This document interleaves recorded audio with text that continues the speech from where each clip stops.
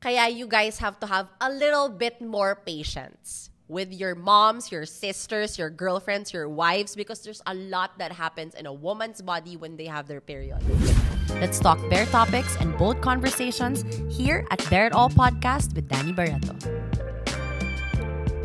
Hey guys, welcome to another episode of the Bare It All Podcast. So our episode for today is something that hindi laging napag-uusapan. It's taboo to some, and yung iba naman, they feel it's just not right to talk about it. So, but this specific topic, every woman can relate to this topic. So, let's talk about having our period.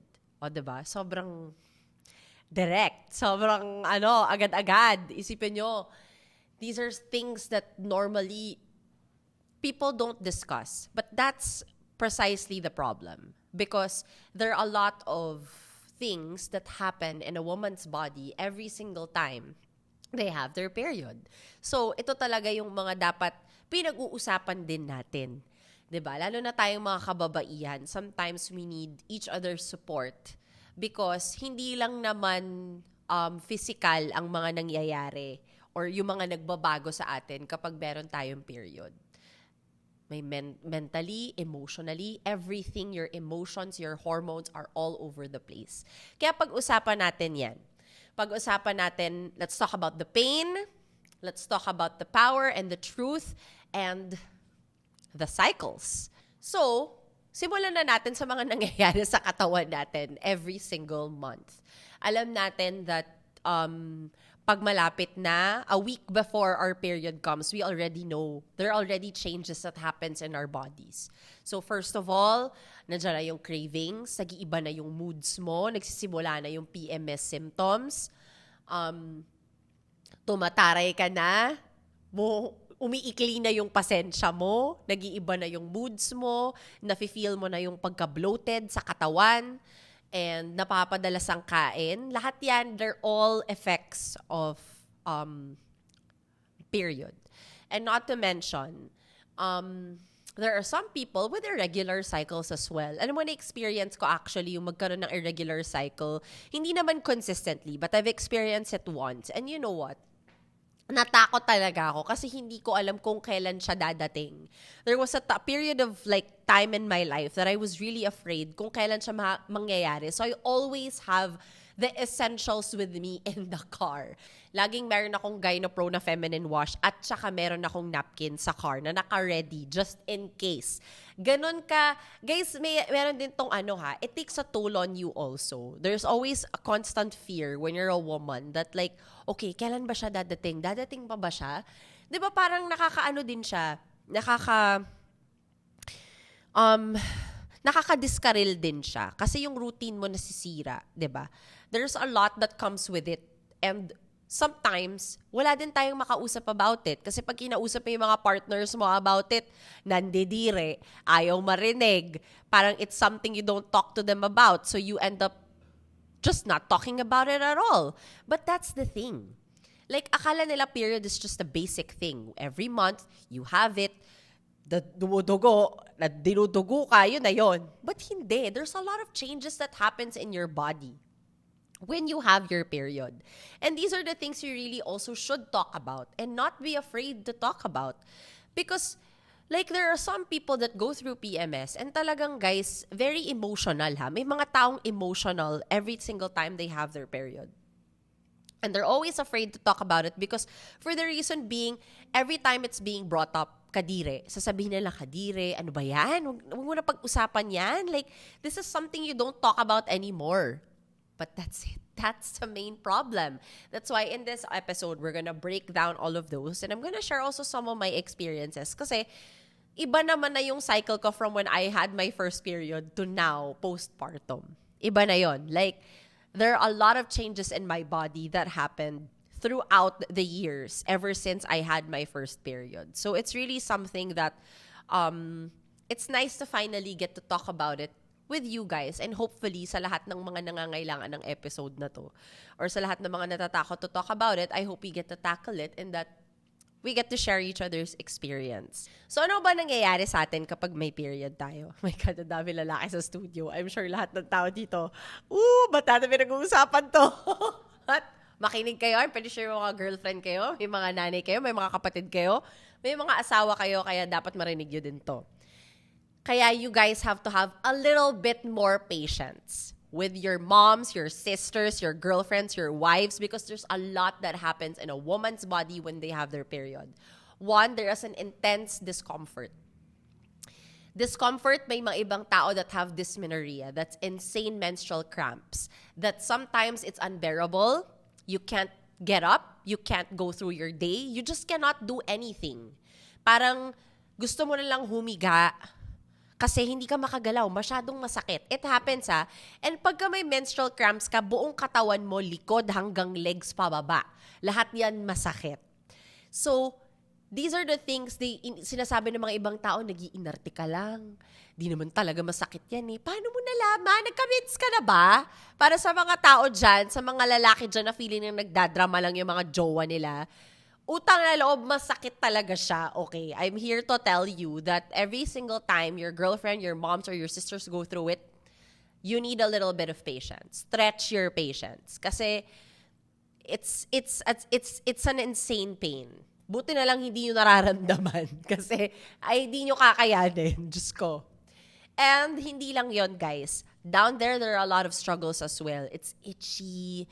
Of course, the odor. May amoy yan eh. Actually, alam mo, kapag nagpapalit ka, hindi ka naman nababother na dun sa dugo. Kasi alam mo naman may dugo eh. It's already expected. There's blood. It's really the odor that kind of like ticks you off. It's like parang, ayoko na magpalit. Yung parang, to-turn off ka sa sarili mong to-turn off ka sa sarili mong period. Kasi nga, may amoy talaga siya. Kahit lahat ng babae that goes through this, may amoy talaga yung blood. Kasi that's excess, that's the dirt in your body, sinisecrete ng katawan mo yan pag sa babae. So that's really dirty blood. Nagsished, 'di ba? So talagang madumi yan. It's inevitable. But marami naman na kasing products dyan that's out in the market. But there is one that's trusted by OB-GYNs. Yun naman talaga, re-recommend ko to sa inyo kasi matagal ko na tong ginagamit. Kahit nung buntis ako, pati postpartum, ito na rin talaga yung nire-recommend sa akin ng OB ko. So that's Gynopro. Feminine wash siya, guys. Importante na nagfe-feminine wash kayo kapag may period kayo. Kasi it hits all the things na kailangan mo ng lahat ng discomfort. So if it's itchy, and if it's about the odor, it helps, that's an aid. Gynopro can be your aid in those times that you are going through your period. Okay, so pinaka-worst period experience ko was I was in high school. PE pa yon. Nasakto pa na PE yon, guys. Okay. And I loved volleyball. At that time, our PE was volleyball. So I always really look forward to PE because hindi ko pa ata nakikwento to sa inyo, guys, pero nag-varsity talaga ako ng volleyball before. So, that time, akala ko hindi pa ako magkakaroon kasi normally, pag magkakaroon ako, tinatamaan ako ng dysmenorrhea the day before. So, ibig sabihin, it's already preparing my body that, okay, magkaka-period ka na.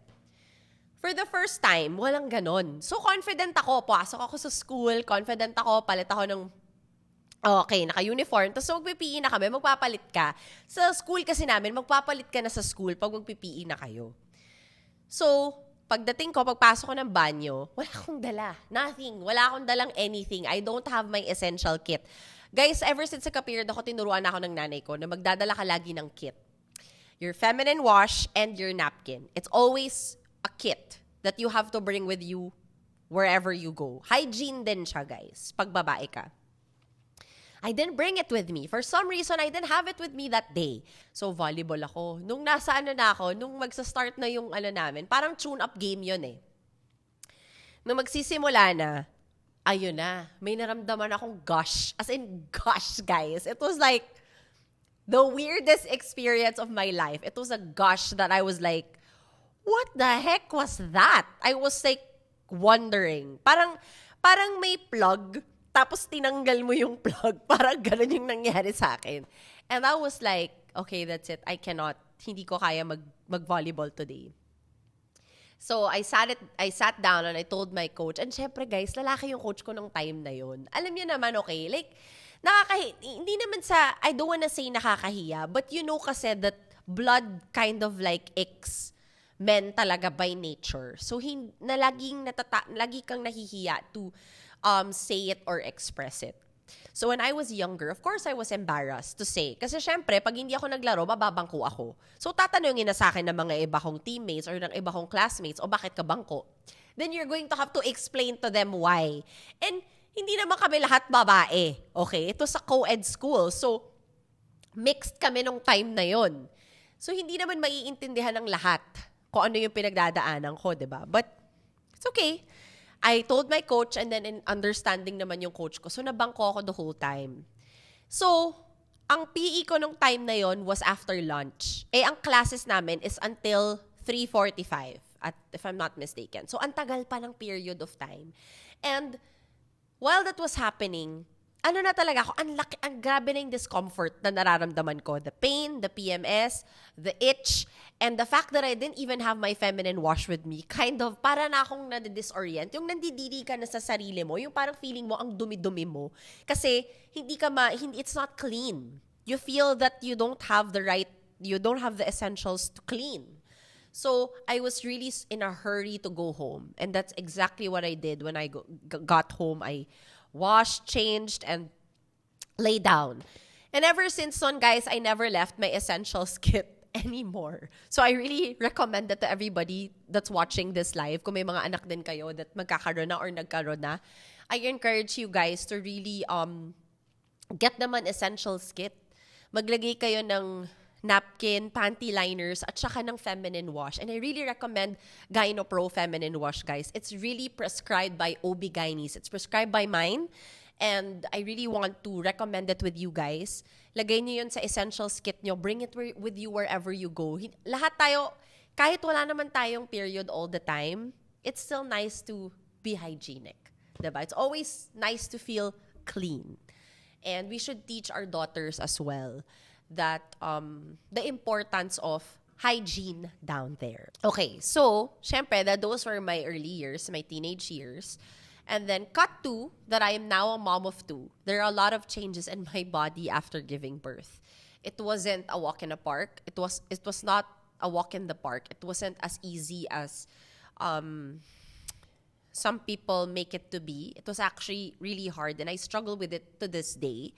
When I had Millie, my first child, grabe yung changes sa katawan ko. Nagsimula na yon sa pag-fluctuate ng weight ko. Pangalawa, the hair loss. Grabe yung hair fall ko nung time na yon kay Millie. It was ibang experience.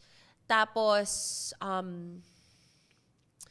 I think ang pinakamaganda lang na nangyari sa akin after giving birth to Millie was nawala yung dysmenorrhea ko. Wala na akong dysmenorrhea after Millie. I don't know if that's normal, if that really happens. But yung sa akin nawala. Kasi all throughout my high school years, meron talaga ako nun.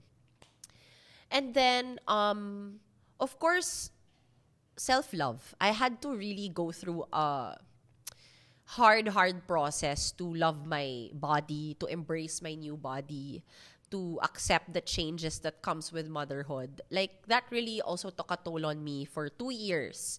It took 2 years for me to bounce back. I think it's more of because I feel that nagigilty ako na at the time, I felt that I needed to be with Millie all the time. I wasn't leaving the house. I was just focused. But it also was because it was the pandemic at that time. So, hindi na talaga ako umaalis ng bahay kasi bawal umalis ng bahay. I just had to, na-realize ko na lang nung lumabas na tayo sa outside world, nung pwede na ulit lumabas, doon ko na lang na-realize yung nangyari sa katawan ko. Talagang nagpabaya talaga ako nung time na yun, guys. I really ate everything I wanted to eat. I didn't take care much of myself. And I really did not, my confidence was shut down. Wala na talaga. Walang mahugot sa akin. Every compliment I hear, I would shut down. Everything, whenever people would give me compliments heavy, I would always just laugh it off and like think to my head, these people are lying. ganyan na lang. Parang never ko na-appreciate yung compliments, even if I know they were very genuine. And yeah, it was a long, long process for me to get back to the old Danny.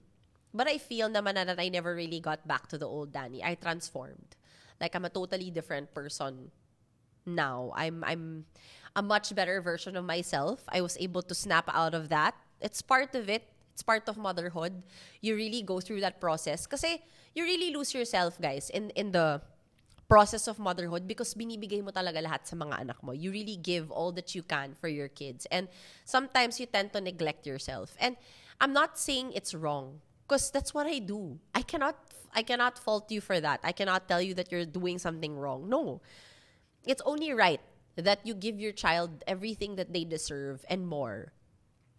But I also realized that when I forgot myself, I was turning into an angry version of myself, a resentful one that I once knew.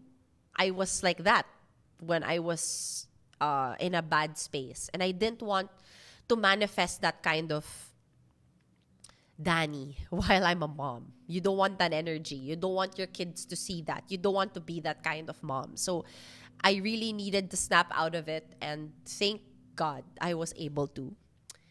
And then cut to Riley. Kay Riley naman, guys, it was a struggle because I was always sick. I had UTI twice when I was pregnant with Riley. And having UTI while you're pregnant is not safe. It's really not safe. Your pregnant women are prone to UTI. Pregnant women are more prone to UTI talaga because your body is more sensitive.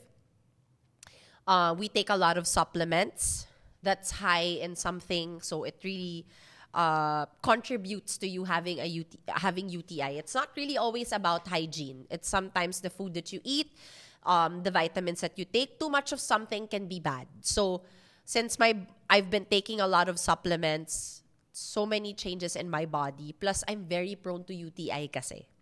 Konting pagpigil ko lang ng wiwi, UTI. Ganon ka mabilis for my body to have that. So I had it twice.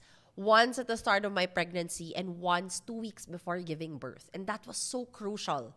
That was so crucial to have UTI before giving birth. It's not safe kasi kailangan mo mag-antibiotics, guys. Hindi mako-cure ang UTI kung hindi ka mag-antibiotics. It's not safe for pregnant women to take antibiotics. But how? There was no other way. So I had to go through that.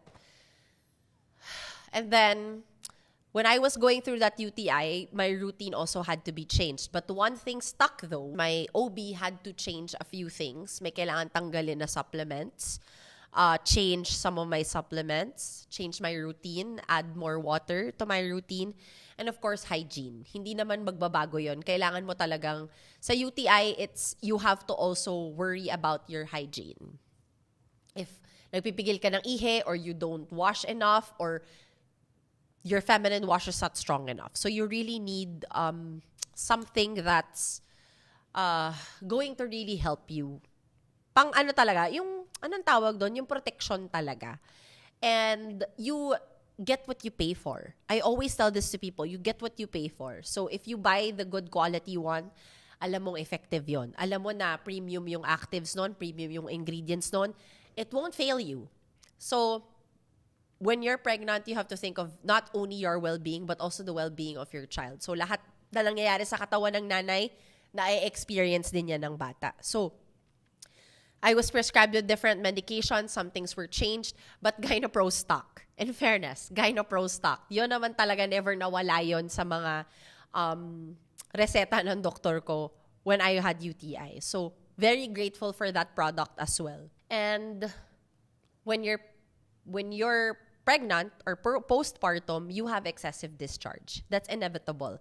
Alam yan ng mga pregnant women, makaka-relate kayo, guys. When you're pregnant, you have excessive discharge. And after you give birth, more so. And after you give birth, there's 2 weeks of you bleeding. 2 weeks of you bleeding that you have to go through before, some kasi breastfeed. So, pag nagbe-breastfeed ka kasi hindi ka nagkaka-period pa. If I'm not mistaken, ha.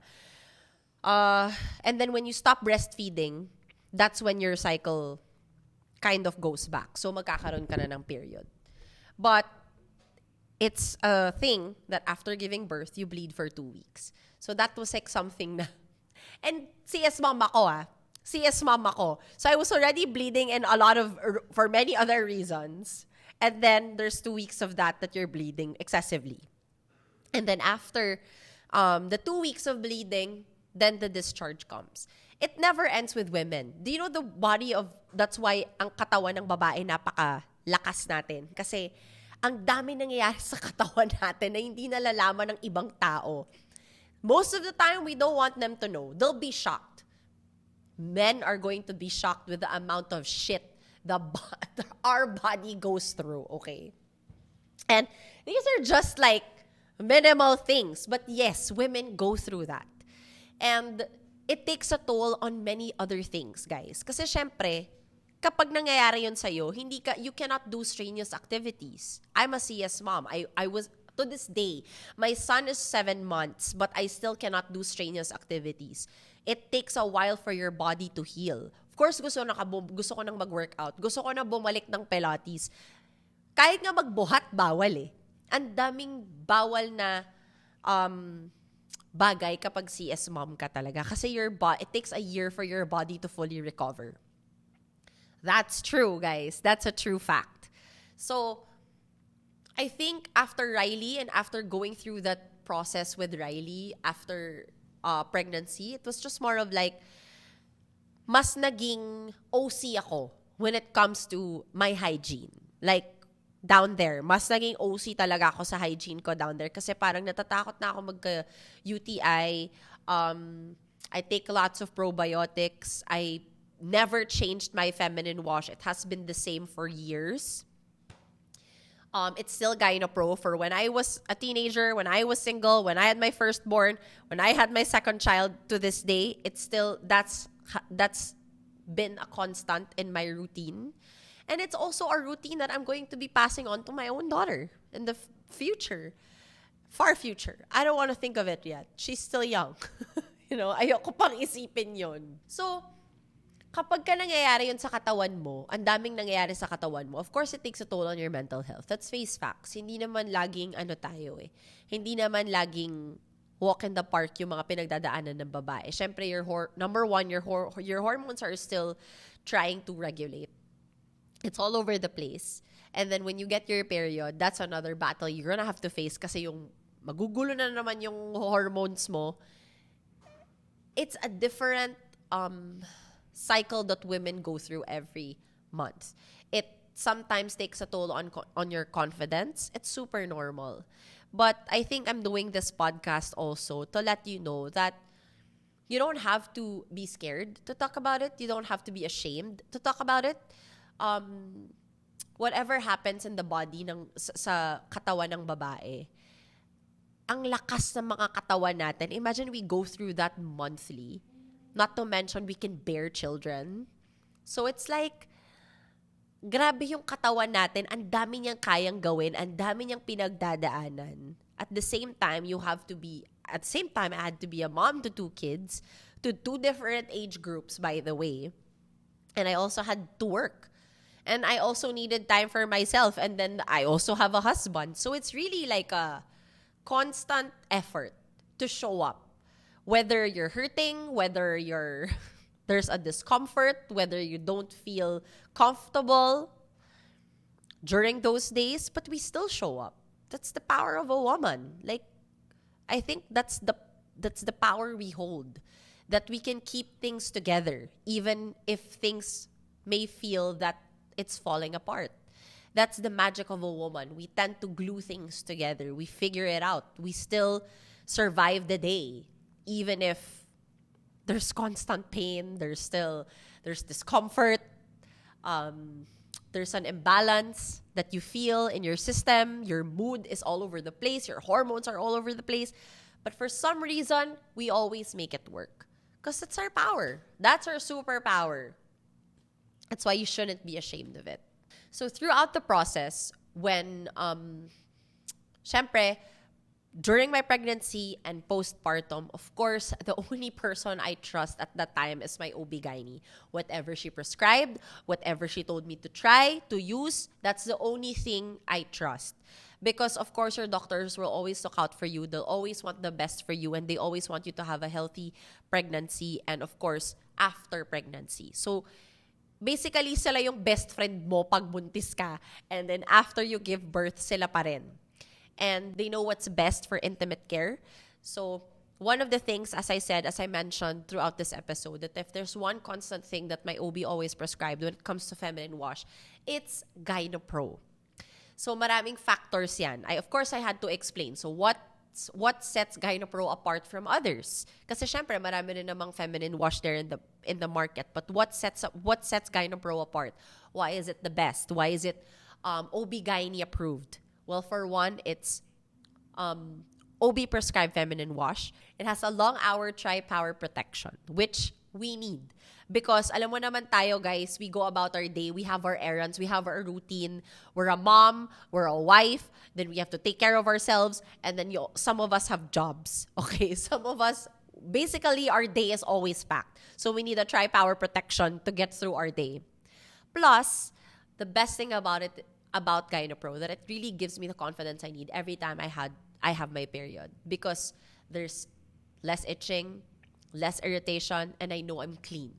Diba? It feels clean. Kasi when you have your period, you tend to feel dirty. You feel ang dumi. Yung may discomfort talaga siya, guys. Kahit anong mangyari, there's really a discomfort that you feel throughout your day. Lalo na kapag ang haba na ng araw mo.